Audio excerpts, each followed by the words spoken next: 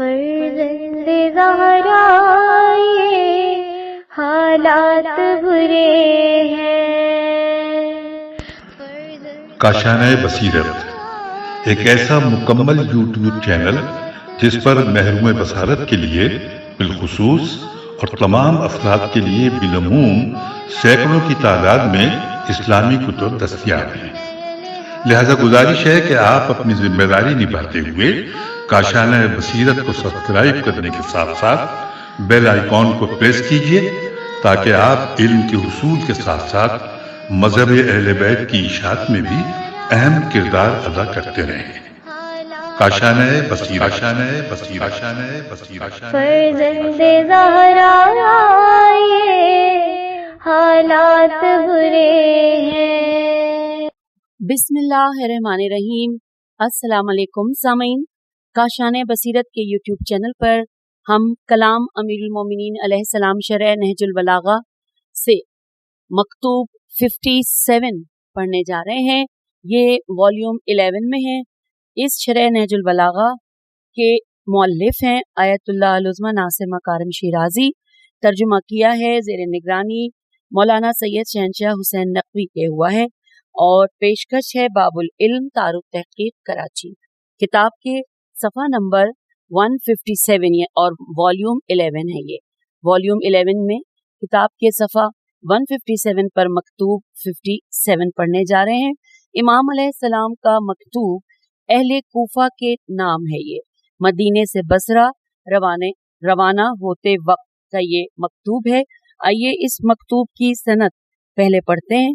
لکھا ہے کہ جنہوں نے اس مکتوب کو سید رضی رحم اللہ سے پہلے نقل کیا ہے ان میں سے ابو مخنف متوفی 175 ہیں، جبکہ تاریخ طبری میں بھی سن 36 کے حوادث کے ذیل میں اس مکتوب کی شان ورود کے بارے میں تفصیلی گفتگو کی گئی ہے۔ طبری کی روایت سے معلوم ہوتا ہے کہ اس مکتوب کا مضمون زبانی طور پر امام حسن مجتبیٰ علیہ السلام کے ذریعے امیر المومنین علیہ السلام کی طرف سے اہل کوفہ تک پہنچایا گیا ہے۔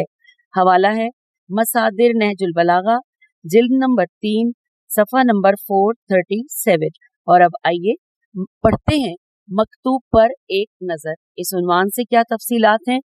تاریخ طبری سے خوب استفادہ ہوتا ہے کہ جب امیر المومنین علیہ السلام نے بیعت توڑنے والوں اور جنگ جمل کی آگ بھڑکانے والوں کے خلاف جنگ لڑنے کا فیصلہ کیا تو ابو موسیٰ اشعری مبینہ طور پر شرارت کرتے ہوئے کوفے میں رکاوٹیں پیدا کرنے لگا۔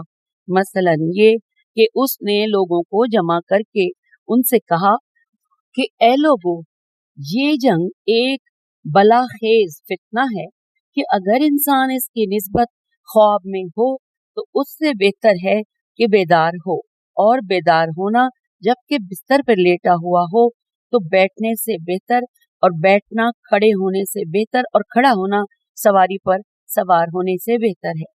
اپنی تلواروں کو نیام میں ڈالو اور اپنے نیزوں کی نوک توڑ ڈالو اور کمان کے چلوں کو کاٹ ڈالو۔ مظلوموں کو پناہ دو تاکہ حالات بہتر اور فتنہ خاموش ہو جائے۔ اسی وجہ سے امام علیہ السلام نے یہ مکتوب کوفے میں امام حسن علیہ السلام اور عمار یاسر رضی اللہ کے لیے بھیجا تاکہ موسیٰ کے فتنوں کا سد باب کیا جائے اور لوگوں کو امام علیہ السلام کی مدد کے لیے بصرے کی طرف روانہ کریں۔ حوالہ نوٹ کیجیے تاریخ طبری جلد نمبر 3 صفحہ نمبر 497۔ یہ تعبیر اس بات کی نشاندہی کرتی ہے کہ اس مکتوب میں امام علیہ السلام کا مقصد یہ ہے کہ اہل کوفہ کو جو ابو موسیٰ اشعری کے زہریلے پروپیگنڈوں کے نتیجے میں جنگ سے پھر سکتے تھے قیام کے لیے متحرک کرے، کیونکہ مکتوب کا مضمون یہ ہے کہ امام علیہ السلام فرماتے ہیں کہ ہم دو صورتوں سے خالی نہیں ہیں، یا تو کسی ظالم کو شکست دیں یا ہم خود ظلم کریں۔ دونوں صورتوں میں تمہارا فرض ہماری طرف روانہ ہونا ہے۔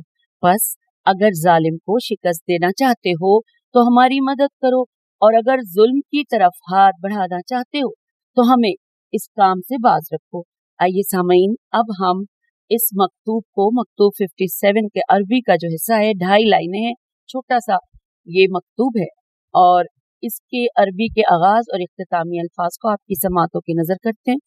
اما بعد فإنی خرجت من حی، اور یہاں پر اس کا اختتام ہو رہا ہے ان کنت مسین تعتبنی۔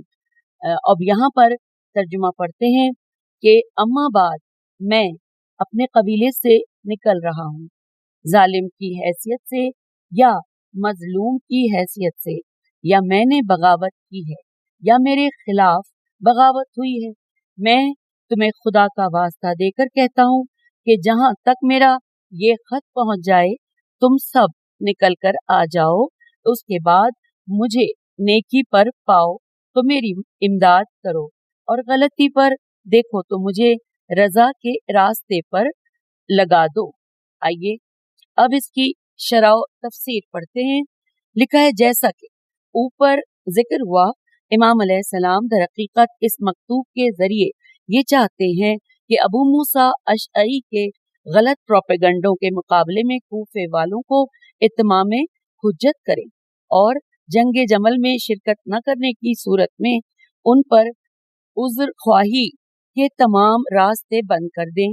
پہلے آپ علیہ السلام فرماتے ہیں انورٹڈ کاما، اما بعد میں اپنے قبیلے سے نکل رہا ہوں، ظالم کی حیثیت سے یا مظلوم کی حیثیت سے، یا میں نے بغاوت کی ہے یا میرے خلاف بغاوت ہوئی ہے، میں تمہیں خدا کا واسطہ دے کر کہتا ہوں کہ جہاں تک میرا یہ خط پہنچ جائے تم سب نکل کر آ جاؤ، اور اس کے بعد مجھے نیکی پر پاؤ تو میری امداد کرو، اور غلطی پر دیکھو تو مجھے رضا کے راستے پر لگا دو۔ یہ پورا یہ ترجمہ ہم نے ابھی پڑھا، یہاں پر دوبارہ اس کا ذکر ہوا، ساتھ ہی لکھا ہے کہ ظاہر ہے کہ امام علیہ السلام مقام عصمت کے حامل ہونے کے علاوہ خود کو اس معاملے میں بالکل حق بجانب سمجھتے تھے، کیونکہ کچھ لوگوں کے علاوہ اکثر مسلمانوں نے آپ علیہ السلام کی بیعت کی تھی، جبکہ طلحہ و زبیر بھی بیعت کرنے والوں میں سے تھے، مگر بعد میں بیعت توڑ کر فتنہ و فساد کے شعلے بھڑکانے لگے۔ اس بنا پر امام علیہ السلام ہر جہت سے حق پر تھے اور مظلوم واقع ہوئے تھے۔ سامعین، یہ ورڈ اس کو جوہد بھی پڑھ سکتے ہیں شاید، اور جہت بھی، مجھ سے زیادہ بہتر آپ لوگ جانتے ہیں، لہٰذا اگر میری غلطی ہے اسے درگزر کیجیے۔ مظلوم واقع ہوئے تھے، نہ کہ ظالموں سے تمگر۔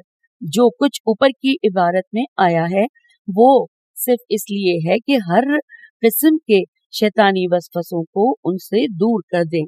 یہ بالکل وہی چیز ہے جو رسول اکرم صلی اللہ علیہ وآلہ وسلم کی زبانی مشرکین کے لیے کہی گئی ہے۔ آئیے یہاں پر پڑھتے ہیں، آگے لکھا ہے یہاں پر سورہ سبا کی آیت نمبر 34، ترجمہ کہ ہم یا تم راہ ہدایت پر یا کھلی گمراہی میں ہیں، انورٹڈ کاما کلوز۔ اسی لیے ابن ابی الحدید اس مکتوب کی شرح میں لکھتے ہیں کہ امام علیہ السلام نے اہل کوفہ جو ابو موسیٰ اشعری کی سازشوں کے نتیجے میں حیران و سرگرداں تھے، ان کی توجہ کو مبذول کرانے کے لیے صورت حال کو نہایت خوبصورتی سے تقسیم فرمایا ہے، اور بہت ہی تواضع اور کسر نفسی سے کام لیتے ہوئے پہلے ظالم کی تعبیر اور بعد میں مظلوم کی تعبیر استعمال فرمائی ہے، اور جس چیز کا دشمن طالب تھا اسے اسی کے اختیار میں رکھی ہے۔ حوالہ نوٹ کیجیے، یہاں پر شرح نہج البلاغہ ابن ابی الحدید جلد نمبر 17 صفحہ نمبر 140۔